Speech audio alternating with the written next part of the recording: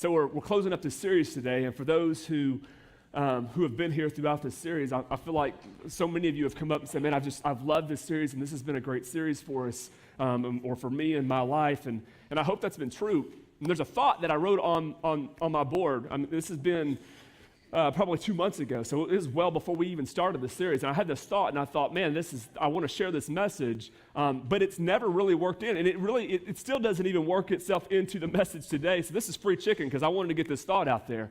But the thought that I wrote on the board is that maybe the hardest part of breakthrough is maintaining the breakthrough. Can you understand that? Like, sometimes the hardest part of the breakthrough in our life is actually maintaining that breakthrough, because God's the one who's doing the breakthrough anyways.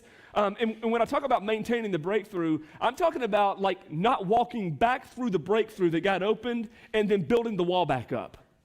Have you ever met people like that, or has that ever happened in your life where God made an opening and He made a way and you walked through it and there was a breakthrough, and maybe it was a breakthrough that you were looking for, that you wanted, and you actually experienced the breakthrough, but within a few days or a few weeks or a few months or maybe a year, or however long it was like you slowly turned around, went right back through the opening that was made for you, and not only did you walk back through but leave the opening like open so you could go back out, but you just bricked it back up again or rocked it back up again, and found yourself not facing a new wall that God has to break through, but facing the same wall that you faced before. And people do this all the time. Like we run into the walls, and for some of us, it's not a new wall. It's not like, hey, I get through one stage and one situation in my life and God does a breakthrough. It's like I keep facing the same thing over and over again. And so I just had written this thought, like maybe the hardest part of breakthrough isn't the breakthrough part. Because that's the part that God does. God is always the one who brings about the breakthrough. We don't bring about breakthrough. God brings about breakthrough in our life. Maybe the hardest part is actually maintaining the breakthrough and not going back through and building up the wall again. So I want to share a story with you and thinking about this idea of when the manna stops. This past week, I took a little trip out of the country, and on Tuesday was my last day before I left, and I got back last night. So Hannah and I, we're kind of having a date night. Marshall was with us, so I don't know if that's officially a date night when you have your 2-year-old with you, but we're having a family night. Let's call it family night. And so we had this plan. We were going to go to Griff's and eat, which we did, and then the plan was we would go from Griff's to the downtown area. Like we like to do that just a couple of days a week, and it's nostalgic, and I guess I'm a romantic at heart, and I just like to walk around, downtown and just enjoy the air. And so we were going to do that, and then maybe, grab something to drink at Spencer's, and then, do a quick stop at the grocery store to get Marshall some more milk before we got him home. And all this is, of course, planned around his bedtime because we got to get home to get him to bed.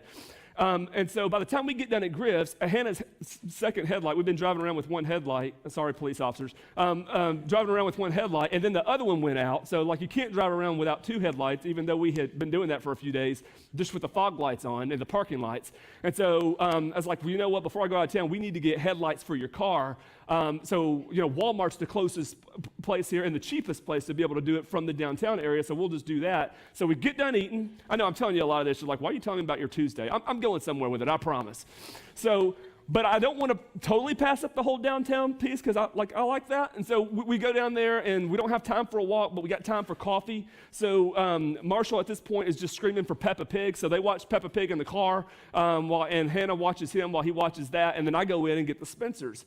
Now, here's where the story gets a lot better than just our Tuesday night. So I'm walking out of Spencer's, and have you ever had one of those moments where like just a random thought comes into your head? You ever had one of those? Good, bad, indifferent, whatever. It's just a thought that kind of enters in. And I have one of those moments, and maybe it's the preacher in me, but the thought that I had was never pass up the opportunity to respond with love. And so I'm thinking about this in the context of like our mission, not just my mission as a follower of Jesus, but like our mission as a church, and how we respond and how we act towards people in relationship and in an image of how Jesus would respond to someone. So, never pass up the opportunity to respond with love. But listen, here's where my thought was going. I'm like, dude, that's perfect. Monday morning, which is tomorrow morning, that's what I'm going to share with our staff. Like that's I always try to give like one word of encouragement and one word to get us moving in a direction for the week. Man, that's the word I'm going to share with the staff. Never pass up an opportunity to respond with love. Never pass it up. So I get in the car, and I don't talk to Hannah about this because you don't talk about the thoughts you have in your head, So, we get in the car, and we're going to Walmart.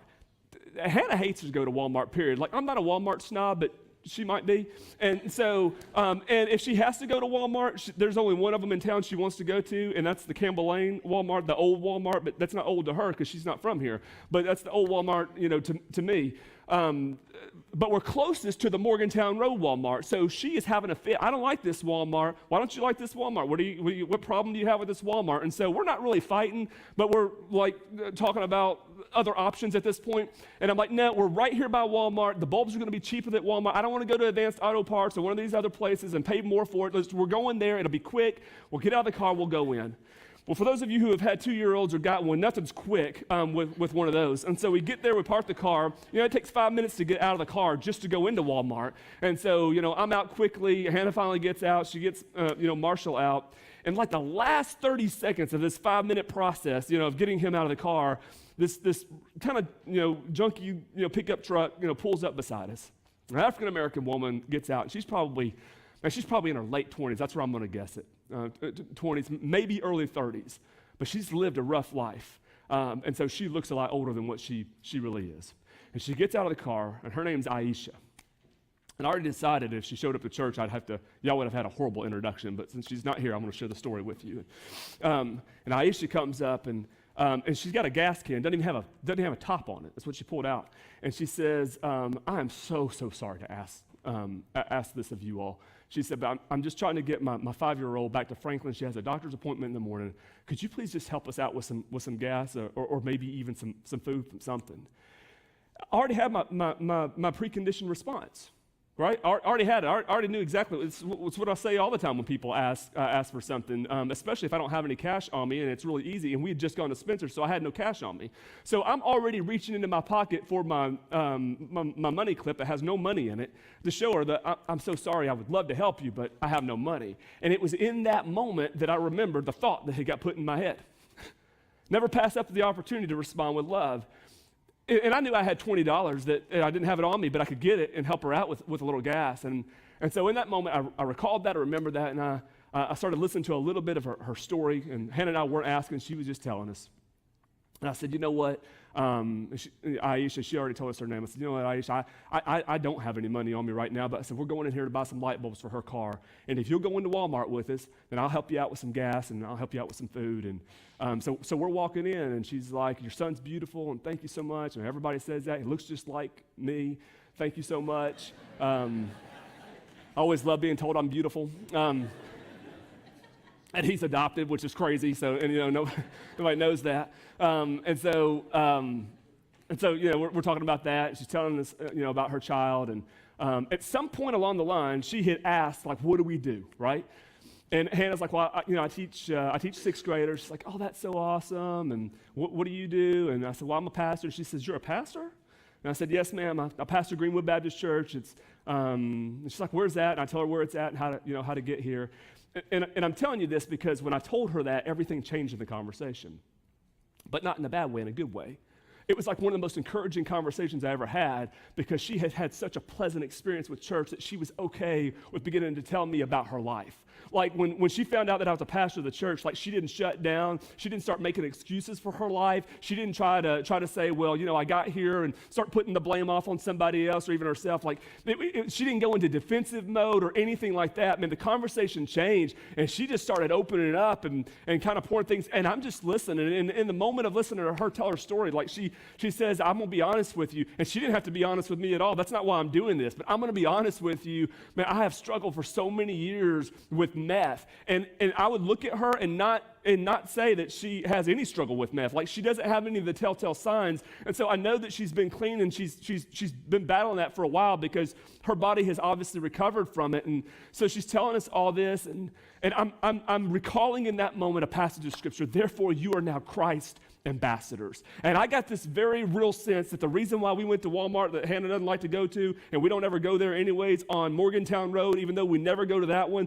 was so that we could meet Aisha and have a conversation. Like that was the reason. And so we start just kind of listening to her story, and she just poured it out there. And in the middle of the story, she realizes, right now I'm living on Kentucky Street, and it's probably not even a good idea because I know that I could get a hold of meth at any time on Kentucky Street. She said, but it's close to Chili's, And I just spent the last 30 minutes filling out an application to work at Chili's because it would be close by and I could walk there. And Hannah's like, well, have you checked Aldi's? And Aldi's is hiring right now, and there's signs up there. You could get a job. They're hiring people like crazy. And she's like, yeah, but I just can't get there if I work there. So this is why I was doing this. And she's like, I know, but I know I got to do something. And she starts talking about her past. And everybody's got a past, right? We all have a past. She starts talking about her past, and she's just hoping that her past won't wreck her 5-year-old's life. And she recognizes, like, something different has to happen. I need to do something differently. And God had spoken a word into my life and Curtis's life earlier that week. And I was able to kind of share that with her and said, look, we all have a past, and our past follows us wherever we go. But you can determine a different direction for your life. That'll change, like, where you're going to end up. That's going to change your destination. And so I'm kind of sharing this with her. And in that moment, I'd already gotten the money and given it to her. And she's like, I know that God could heal me, and he could take the struggle away. And she says, but I realize that he might not. And she said, I realize that I may have to do some things. And she starts talking about all the things that she has to do.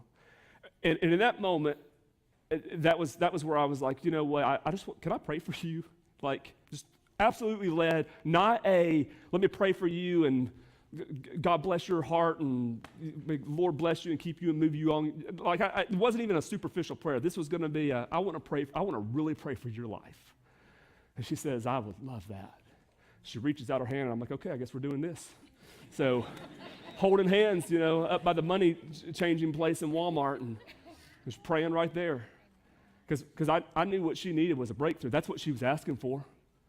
She was asking for a breakthrough. She was asking God to do something, to help her do something. She was recognizing I am far away from God right now, but my life would be different if I were closer to God right now. How do I get there? And so we prayed through that, and I extended her an invitation to church, texted Curtis and Lindsay the next morning, told them the story, and said, hey, if she calls, and she says she knows me, this is how we met. I just want you to know, give her a heads up. I told her we would help her out in any way we can. Like, however we could. We may not help you in every way, but in any way we can, we'll help you out and move you whatever direction that we can help move you, that God is leading you and God wants you to go. So, hey, it's here. Offered extended an invitation to church, and she immediately started trying to figure out how could she get here from where she is without a vehicle that she's not having to catch a ride from. And I finally I just stopped and I said, Aisha, look, but there's no strings attached to this, okay?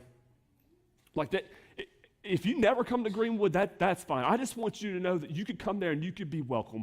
And I had on shorts and a T-shirt, and I said, people will be there in shorts and a T-shirt. You don't have to worry about what you're wearing. You don't have to worry about going and getting different. You just show up just the way you are, and you will be welcome there. But we will love on you and do everything that we can to help bring about something in your life. What blew me away in that whole thing was not that she was asking for a handout, right? She's trying to figure out some help, and that had to be to her surprise that the first person that she asked was willing to help her out with what she needed to get to where she was going. I mean, how hard is it to ask sometimes for help? But what she was recognizing is that I got to do something. Like I'm gonna have to change the way I'm living. I'm gonna have to do something differently if something different is going to happen in my life. So that's why I want to take us to where we are. And that's why I share the story with you, because something happens in this first part of Joshua chapter 5, or in our passage today, that hadn't happened before, or at least it hadn't happened in a long time. Something different was taking place, and it's such a powerful word. It seems like it's so much history, but the concept of what's going on in 5 at verse 10 and 11 and 12 is just incredible. I want you to listen to it again. We'll put the words on the screen for you this time. It says, on the evening of the 14th day of the month, while camped at Gilgal on the plains of Jericho, the Israelites celebrated the Passover. We'll talk about that here in a second. The day after the Passover, that very day, they ate some of the produce of the land, unleavened bread and roasted grain, and the manna stopped the day after they ate this food. Look at your neighbor and say, the manna stopped.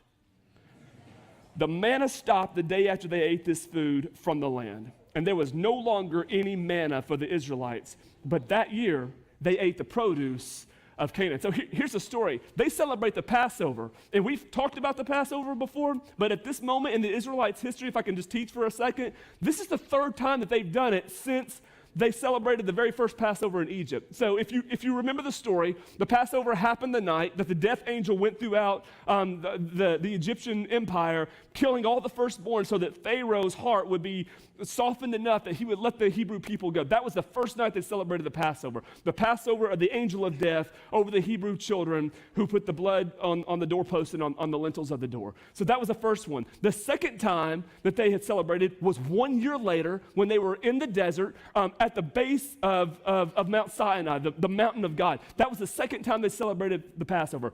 It's been 39 years. They were commanded to do it every year in remembrance of God's deliverance of the people. They haven't celebrated the Passover in 39 years. This is only the third time, even though they're commanded to do it once a year, every year. They've been completely ignoring it. So it's a huge deal for them. And the timing of this Passover, I mean, is perfect for them because they're going into the promised land and they're celebrating God's provision and God providing again. But this little detail, and this is what I love about the passage, it says this little detail, it says that day they ate the produce of the land of Canaan. Now here's why that's awesome, because Canaan is the promised land.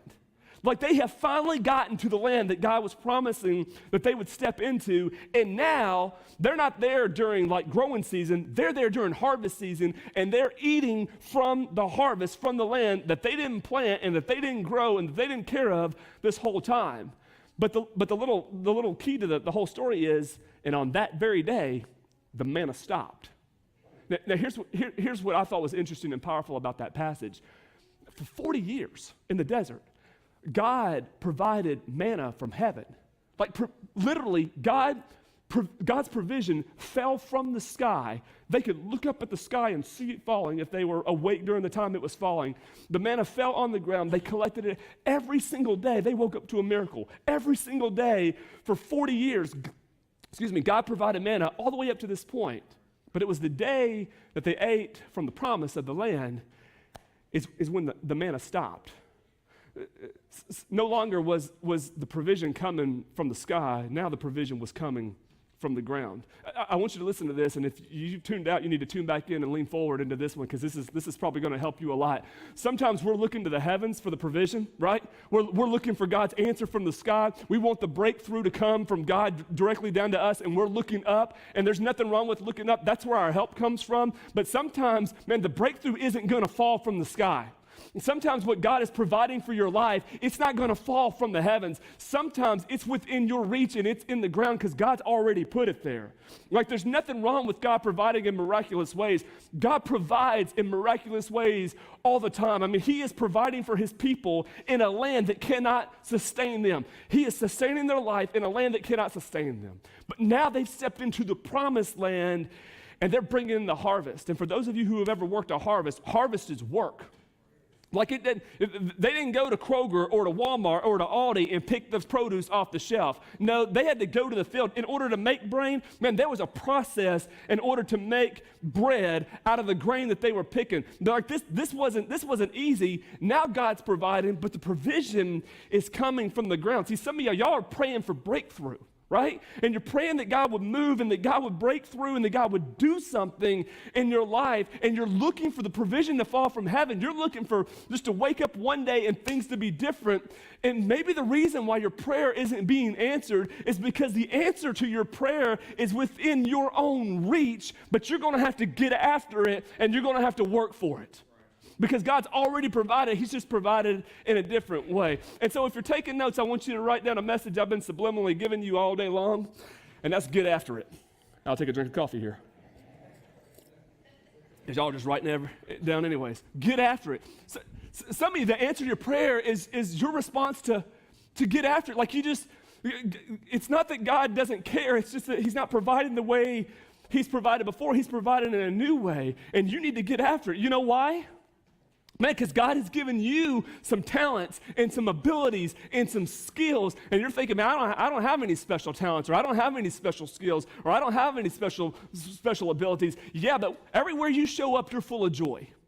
And there's not too many people that everywhere they show up, they come up full of joy. Man, if that is not a gift from God, I don't know what it is. Some of you, you have the ability, you don't think that you have any special gifts, but you have the ability to forgive and to let go of anything that happens to you, against you, comes in conflict, and you can walk away and be okay the very next day.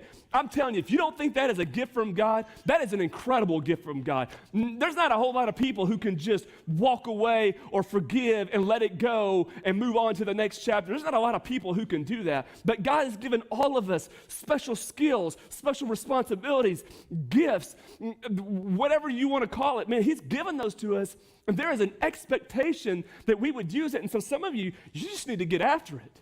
Like Chili's isn't going to just give you a job. You understand that? Like the manager of Chili's ain't coming down here to Greenwood Baptist Church saying, hey, I'd like to offer y'all some jobs today.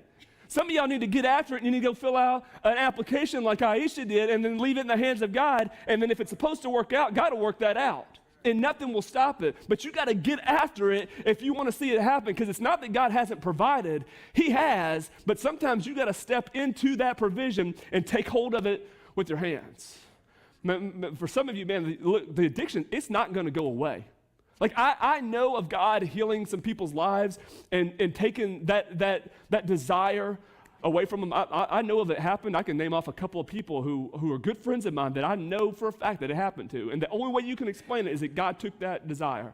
The drugs were too strong. The addiction lasted too long for them just to walk away from it and give it up cold. But for some of you, it's not going to happen that way. And if you want to really move past that and struggle through it, then you're going to have to get after it. For some of you, keep praying for a relationship to get fixed. Your marriage or the relationship with your children or your grandchildren or a friend that it's not the same as it once was. And you keep praying that God will do something, that God will do something, that God will do something. And for some of you, the answer is not in God will do something because He's already done something. But you're going to have to get after it and be faithful to Him in the midst of it and just trust that He really does have the outcome. Trust that He really does have the breakthrough. For some of you, you keep making the same foolish financial decisions over and over, and you're praying for God for more money. You're praying to God for more resources. You're asking God to do something, and He's going, look, I've given you more than enough, but you keep mismanaging it. I've given you more than you've ever had in your life, but you keep making the same mistakes with it over and over again. You don't need one more thing from me. You need to get after what I've already given to you. Maybe some of you this morning, man, you need to get after it. See, that's what happened with the Hebrew people. You miss it in a quick reading of the story because it just looks like it's a history lesson. But that's powerful. When the manna stops falling, all of a sudden, that provision that they could just walk out there and scoop up in their hands and take back to their shelters, that provision goes away. And in that moment, they're having to get after it in the field. They will have to get after it and plant the fields because now God is providing a land that can sustain them. He's providing a land that you can grow in, that will be able to harvest throughout the year in. But they're going to have to get after it and follow in it if they want to receive the fullness of the blessing that God has for them. And then the passage continues, and this is my favorite part of the story right here. So this passage continues. If I have such a favorite part of this is it, and then I'll tell you why. Verse 13. Now when Joshua was near Jericho, he looked up and he saw a man standing in front of him with a drawn sword in his hand. And Joshua went up to him and asked, "Are you for us or for our enemies?" "Neither," he replied, "but as commander of the army of the Lord, I have now come." Then Joshua fell face down to the ground in reverence and asked him, "What message does my Lord have for his servant?" The commander of the Lord's army replied, "Take off your sandals, for the place where you are standing is holy." And Joshua did so. But the reason I think this is my favorite part of the message is because I had to work so hard to actually even realize what it was saying. Because it just seemed like a cool part of the story. When I read that, how many of y'all seen Gladiator? Raise your hand, the movie Gladiator. Yep. Such an awesome movie. For those of you who haven't seen it, you're missing out on part of the greatness of being an American, I think. There's this, I pictured the Gladiator scene when when he finally reveals who he is and he says, I am Maximus Decimus Meridius, commander of the armies of the North, general of the Felix Legion, one true servant of the true emperor, Marcus Aurelius, father to a murdered son, the husband to a murdered wife, and I will have my vengeance. Like, that's the scene that I picture when he says all this. Like this awesome, what team are you on? Who are you for? And I'm not on your team or their team. I came here as a commander of the armies. I'm on God's side. Not your side, not their side.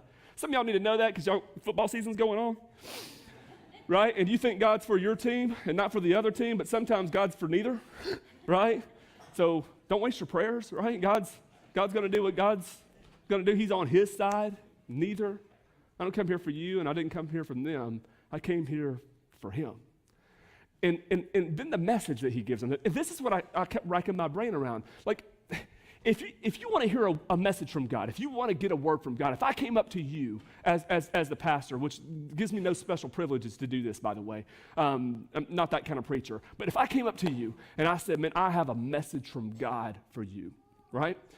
My guess is, whatever you've been working through, praying through, going through, the message that you probably aren't looking for, that you don't want to hear is, to take off your sandals, for the ground on which you're standing is holy, right? I mean, to me, it's a cool scene, but what do you do with that? And so, man, I was sitting on this and praying through this and working through it, and like, why does the angel tell him, why does the angel tell him that? Of all the messages, angels are messengers, right? That's what the term actually means. It's a messenger. So they, with their hands up, man, they fall to the ground with their face on the ground. They recognize they are in the presence of someone powerful. They fall down, and his question is what? What message do you have for me? Like, what message is God sending you to me with? I want to hear the message, and the message is, take off your sandals, for the place on which you're standing is holy.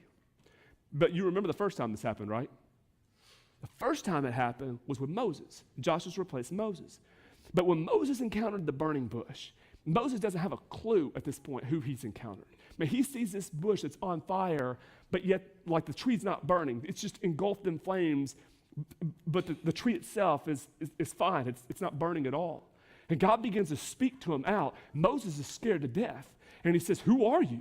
Because he has no idea. Like, we know the story. We already know what's going to happen. But Moses, for the very first time, man, he just was trying to find a lost sheep. And God calls out to him and says, I am. I'm the God of your fathers, Abraham, Isaac, and Jacob. And then God tells him, take off your sandals, for the ground on which you stand is holy. You know what made that ground holy? God's presence.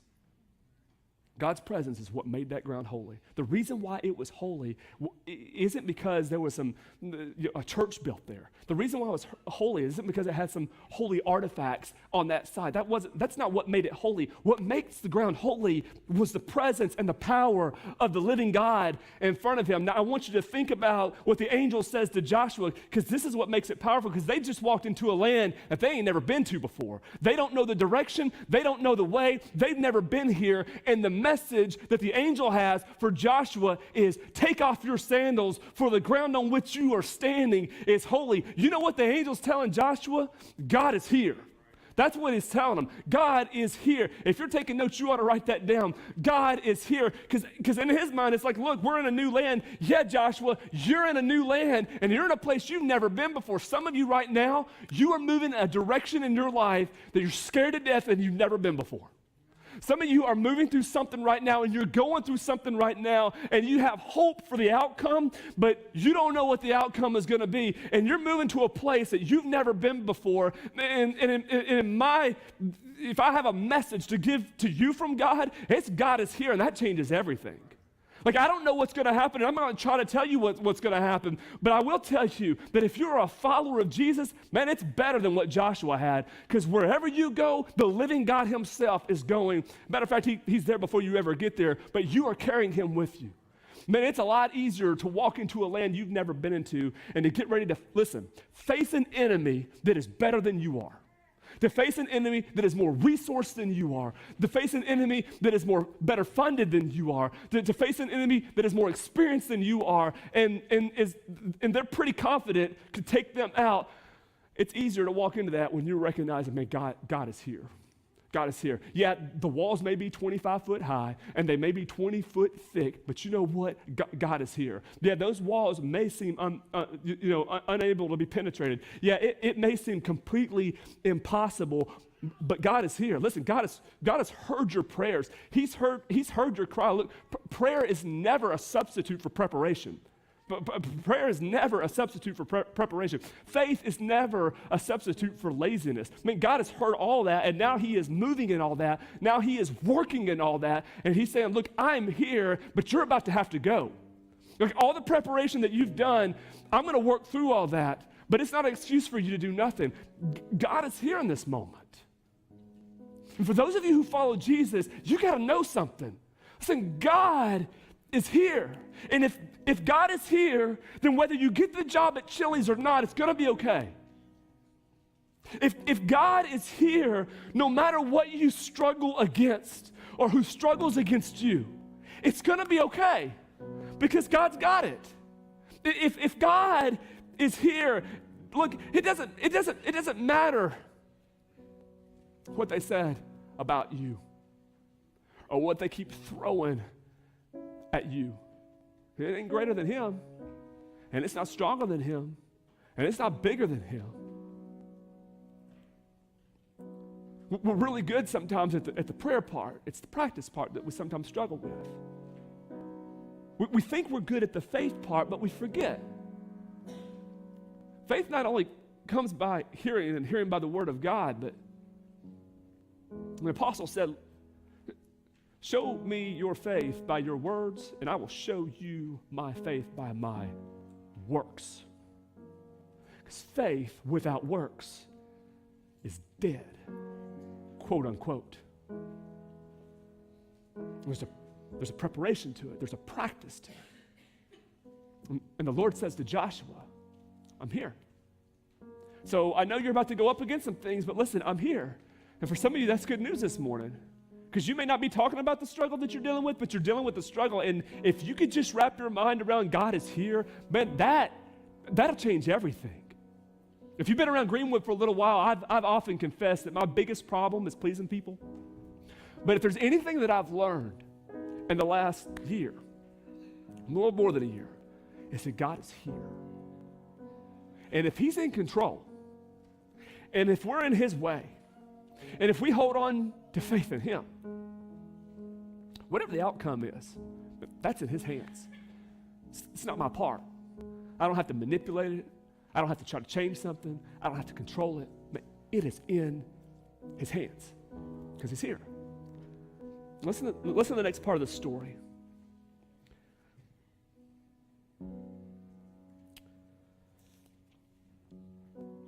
Now the gates of Jericho were securely barred because of the Israelites. No one went out, no one came in. And the Lord said to Joshua, see, I have delivered Jericho into your hands along with its king and its fighting men. Listen, if you're taking notes, you got to write this down because this is how we're ending the series. Breakthrough is coming. Breakthrough is coming. God says, I have already delivered Jericho into your hands, along with its fighting men, along with its city. Yeah, but Lord, but the city still stands. And the gates are barred, and no one has left that city, and no one has gone into the city, except for the couple of spies that were able to work their way. But at this point, they're so scared, and they're prepared to fight. Like, how can we even go up against this? And God says, I've already delivered it. Yeah, but Lord, it doesn't look like it's delivered. Yeah, but I've already given it over. You're just going to have to trust me with this. Look, some of you have been praying for breakthrough, and breakthrough is coming, but it's coming by God. It's not going to come by something that you bring about. Look, all you got to do is be faithful to where God has called you, and God will move what needs to be moved. You just got to be faithful to what he's calling you to, and God will move whatever it is that needs to be moved. It may not look like breakthrough is coming right now, but if you will trust God with it, it will come in his way, in his time, in his plan for your life. That the breakthrough is coming. And so here's one more thing I'll share with you, and we'll close this up together. You can live like the breakthrough is coming, or you can live like you're about to be defeated. And that choice is in your hands. But if you really believe that God is here and that God is wherever God goes, if God goes with his people, then his presence is always moving, is always at work. If God's will is always into play and he's always working it out for those who love him, then you can choose. And we sing a song about it. I will lift you up in the lowest valley. I will choose to praise your name. It's a choice. You can choose whether you're going to get after it and be faithful and go where he leads and trust in his call, or you can live like it's defeated. But that choice is in your hands. See, Aisha, she can embrace the love that God has for her and the way in which he's calling her. And she can get after it. Or she can get after it in the other direction as well. But the choice is in your hands. Here's how all this wraps up.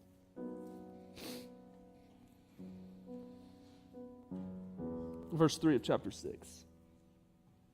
God continues to speak. He says, march around the city once with all the armed men. Do this for 6 days. Have 7 priests carry trumpets of ram's horns in front of the ark, and on the 7th day, march around the city 7 times. And with the priest blowing the trumpets. I mean, who fights battles like this, right?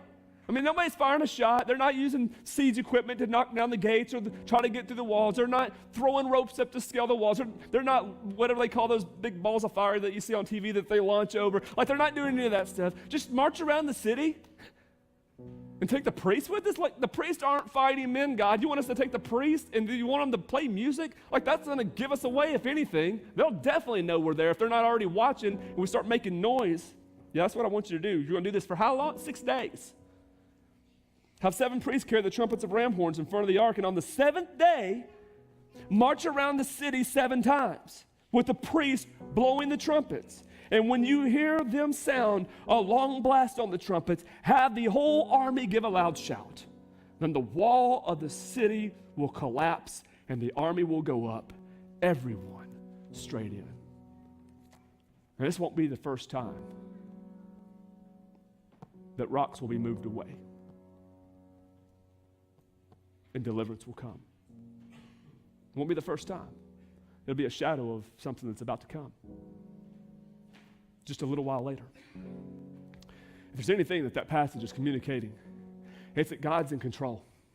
God is the one whom the battle depends on. God is the one who is in charge of the outcomes. It is not your responsibility. Let me take a whole load off your shoulder. Everybody listen. Listen right now. If you're online and you're messing around on target.com or whatever, just come back for just a second and listen to what I got to say, okay? Listen, I just want to take a heavy load off your shoulder. The breakthrough is not dependent upon you. It's not. You're not going to be able to work for it. That's not your responsibility. Don't confuse your calling with God's responsibility. The breakthrough is God's responsibility. Your calling is to get after it and be faithful to what he's already called you to do and trust that he's got the breakthrough in hand. That's your calling. What they have to do, they didn't have to make up one battle plan. They didn't have to come up with one strategy. All they had to do was be faithful to what God was calling them to do, because God's already declared, I've delivered it. The breakthrough's already coming. It's already there. They can't do anything about it. But if you'll be faithful, it will be realized in your own sight. But you're going to have to go down to that wall, and you're going to have to march around it, and you're going to have to take the priests with you. And I know you don't want to. It's not a part of the plan, but take them with you. And tell them to blow on the horns 7th day, 7 times. And when the trumpets blow, tell the army to give a shout, and I will move the rocks, and you will take the city. The breakthrough isn't dependent upon you. It's on God. But you're going to have to surrender your will and your way to him if you want to see God move. That's the part you're responsible for. He's responsible for the outcomes. Is that helpful? So maybe today, there's a couple of us here, and we're going to come to the altar and respond to what we've just heard. But maybe today, for some of you, the breakthrough isn't coming, not because God's not answering your prayers, but because the answer to your prayers is in reach. You're just not reaching out and getting after it, and you just need to start getting after it. Some of you, that it's as simple as that. You just need to start getting after it. And what I mean by that is by being faithful to what God has called you to do. Being faithful to love, being faithful to encourage, being faithful to forgive, being faithful in his way, in your walk, being faithful in all the ways that you know for certain that God has called you to. And trust him with it. For some of you, that's where you're at this morning. Look, for some of you, you're trying to make the breakthrough happen, and that's not your responsibility. And you need to let that burden off of your shoulders, because that was meant for God to carry, and you just need to start trusting him with it. All along, carrying out your responsibility, getting after it and being faithful to what he's called you to do. For some of you, you need to give your life to God. It is the total surrender. That's what you need to do. Maybe you believe all the right stuff, but you don't have a relationship, and you need a relationship with the God who wants to have a relationship with you. Man, because if the story ended here, it'd be a cool story. But that wasn't the first time that God would move rocks, and about 2,000 years later, 1,500 years later, somewhere around there, God would move some rocks again. But this time it would be a tomb. And he would roll a stone away, and there would be a resurrection that would change the world in a way that the world had never been changed before. It would change the direction of the world and the direction of your life, because the power of the resurrection is the thing that brings about breakthrough in people's lives. Not your power, God's power to bring dead things to life. Maybe this morning you're dead. Dead in your sin and transgression. That's not the gospel. The gospel is that God brings those who are dead in sin to life. It changes the direction of our life. He makes a way when there is no way. It's never late. It's always on time. And maybe you just need to give your life to him. That's what I want to invite you to do this morning. Would you bow your heads and close your eyes?